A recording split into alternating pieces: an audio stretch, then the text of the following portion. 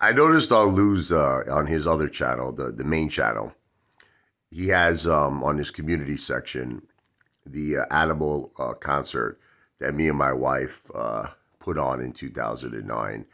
Well, we were going to, but unfortunately, we didn't get enough support. This was rough economic times. This was during the housing crisis. People were not donating. It was just a good thing we were trying to do. We're big animal lovers, me and my wife. The local animal rescue center in Staten Island shut down. So it was an idea that I was doing a lot of Billy Joel tribute shows, locally, Bay Ridge and Brooklyn. And I said, maybe I could do a really big concert where the proceeds will go to open a new animal rescue center. That because the one that was previously open closed down. It's a really simple story. We couldn't get enough support. We canceled the concert because it cost like $50,000. We were thinking big. We wanted to sell thousands and thousands of tickets. Unfortunately, we didn't, and we fell short of the requirements to pay the $50,000 to rent out the. It was the Staten Island Yankee Stadium in Staten Island. This is the minor leagues, and that's it. Concert was canceled. Everyone got a full refund through Ticketmaster. And that's it. We just tried to do a good thing. And you see all these people calling me a scammer. Like, how am I a scammer? Look, some reporter, what happened was he tried to make a story out of it. The guy was this is why I love Trump. You know why I love Trump? Because Trump, calls out the media. He calls out the fake news. This guy was a part of that. Fake news, okay? He wants to sell papers. Staten Island's a small town. So he tried to make me look like I was a bad guy, this reporter. This guy was a piece of garbage, I really should have probably sued this guy for like libel, but he didn't really say anything that was wrong. It was just that the way he worded it, the way he put it, he tried to make me out like I was a bad guy. Like, in other words, before I did this animal concert, there was one other thing I did in my life where you could say, well, what happened here, Richie? I was a young kid. I was reading The Art of the Deal. Donald Trump was a hero of mine.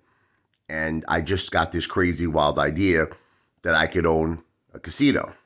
So I put together friends. They always referred to it as Las Vegas, but it was actually the Caribbean. It was actually St. Croix. It was the Virgin Islands. But I put together a bunch of my friends, a bunch of my family, and we bought oceanfront land.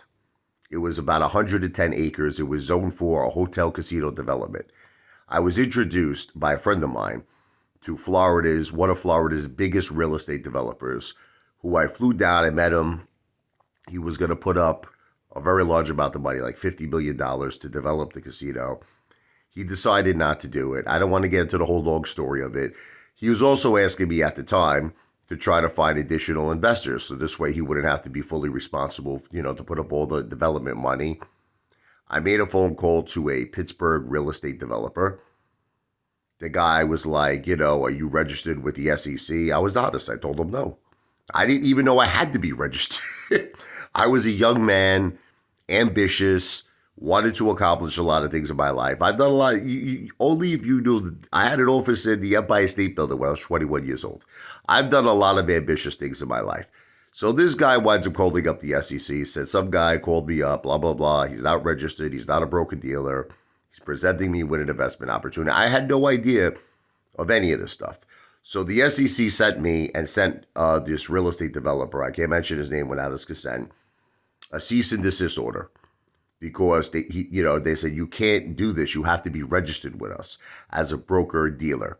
So that was probably another reason why the guy was just like, look, the SEC is involved. I'm a Florida developer. The guy backed out of the project. But I had no idea. It was just not being experienced that I had to register with the SEC. I was a young guy. We completely complied with the SEC order. The guy, like I said, the guy walked away from the project. So what happened was, it just ended very, very peacefully and nice. People who invested in the project, it was family, friends of mine, they all got their money back. And that's the end of it. That's where it ended. There's nothing else to it. You know what I mean? It's the same thing with the animal rescue, concert. We didn't get enough supporters. People got their money back. So There's no scam, but what people try to do in this world is take something that has sizzle, like excitement, like that's juicy, and they try to, it's like kind of like make it make it like a Long Island iced tea. They pour all kinds of different liquors in it to make it really strong, to make it powerful, and that's what this guy did. Who is this, writer for the Staten Island Advance? He when he put together the article, he started saying things like this. Here's this guy, Richie Lavoie, who's not known, on the island as an animal rescuer. Previously, the SEC questioned him about a casino he wanted to buy. I mean, it sounds crazy, right? So the way he's writing it sounds like there's something up. But it's just that he's a good writer. You know what I mean? He was a good writer and he made the story sound juicy, but there was nothing to it. At the end of the day, we canceled the concert. Everybody got their refunds. That's the end of it. We didn't complete the other deal. Everybody got refunds. So that I never committed a scam in my life. I never committed a fraud in my life. And I don't know how many times I have to keep saying this because it's like I noticed that everyone keeps bringing up these two things. They keep bringing up the Animal concert, which was in 2009. And before that, they keep bringing up this whole SEC cease and desist letter. Guys, I never got any fines from the SEC. I never got in any legal trouble with the SEC. Nothing. It was a warning. That's all it was. It was just a warning. They were like, you have to be registered with us as a broker dealer if you would like to pursue this project. That's it. The Animal concert, we tried to do a good thing. We tried to sell enough tickets. We couldn't do it. It was very tough economical times. Everyone got a refund. But it's like I notice like people keep harping on this, and they're like, you're a scam artist. How am I a scam artist? Tell me how. If everyone got their money back, no harm, no foul, right? I never got in any legal trouble. Never spent a day in prison over any type of a scam, or never got any type of judgment from a judge or anything that I've ever done anything wrong in my life. So I just don't know how you keep harping on things. It's like, you know what it is? You're taking something that sounds a certain way. That's all it is. It sounds good. It sounds juicy. But in the reality, no crime was committed. No crime was committed. No scam was committed. No fraud. I never, ever in my life took $1 from anybody that was not earned. Okay, but you know what it is? You're going to keep harping on this because it's desperate. You're all desperate. It's the haters. You're desperate to try to make me look bad. But you have absolutely nothing on me, so I feel so sorry for you. I feel sorry for you because you're trying desperately to make me look bad, but you can't because you got nothing. So you just keep going back to this. Bottom line is this. No crime was committed. No scam was committed. I got absolutely no legal trouble whatsoever. And if you could prove otherwise, go for it. Prove otherwise that I got the legal trouble. Nothing happened. Nothing happened. Now, in the case of Lou, something did happen. The guy stole $73,000 from senior citizens and went to jail, and according to court documents, was tormented in jail.